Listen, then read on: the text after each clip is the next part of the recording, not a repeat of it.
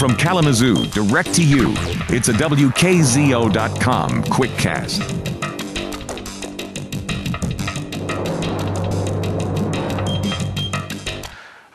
And in addition, the counselor that I tend to work with most is John Schmidt, who was the one of the founders of Food Dance Cafe. So he's been in the trenches, and I have a great deal of confidence that what we're coming up with is exactly what a business needs.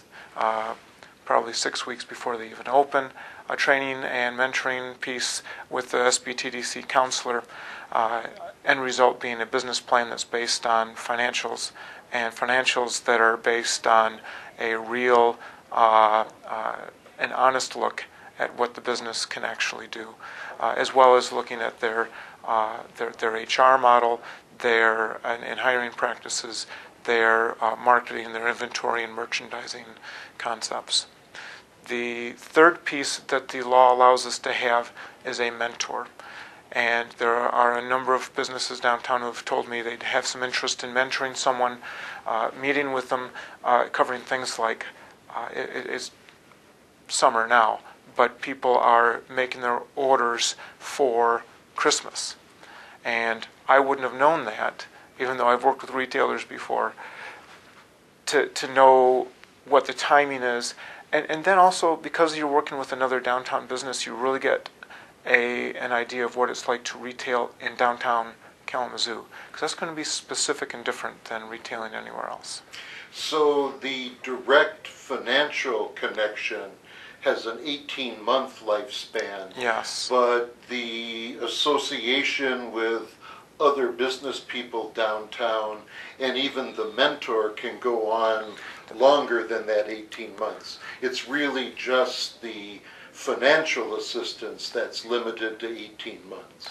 Yes, and the training program that we're creating, they're the 6 weeks before they open. After they open, it'll be a monthly program that already exists. The Downtown Retailers Association has a special meeting once a month. They have a roundtable discussion where one of the retailers will study up on a particular issue. This past week it was merchandising and displaying your what you have for sale. And the two retailers sat down and said, here's our experience, here's the material that we studied, here's some best practices that we've seen. And then you have the other retailers talking about what they do, what they've seen, what works, what doesn't. You would like to take away, within those 18 months, you want to take away a lot of the on-the-job type of training and make the retailers as sophisticated in 18 months as some of the other retailers who had to figure it out on their own. It probably took them several years to get to that point. And in the meantime, who knows what happens. So there's an active downtown association. Yes. That any new business would soon fit into. Yes. Do you have a wish list for specific kinds of businesses, or are you really just looking for a strong business plan that really does make sense and that you thought would work? Or are there things that you're hoping for? Well, it's going to be the business plan and the operator primarily. If the founders of Gazelle Sports, which is one of our best-known retailers, came to me today and say, I want to open up a running store that's based on a model of high service, I'd say, a running store? I mean, I'm not a runner necessarily. I've become a runner since I've been down here and been exposed to them. But I didn't know that there was an entire culture of people who are really interested in taking care of themselves, buying the good shoes, having them fit properly, being able to try them on, being able to be part of groups that are running and encouraging them to keep running. They're not just selling shoes.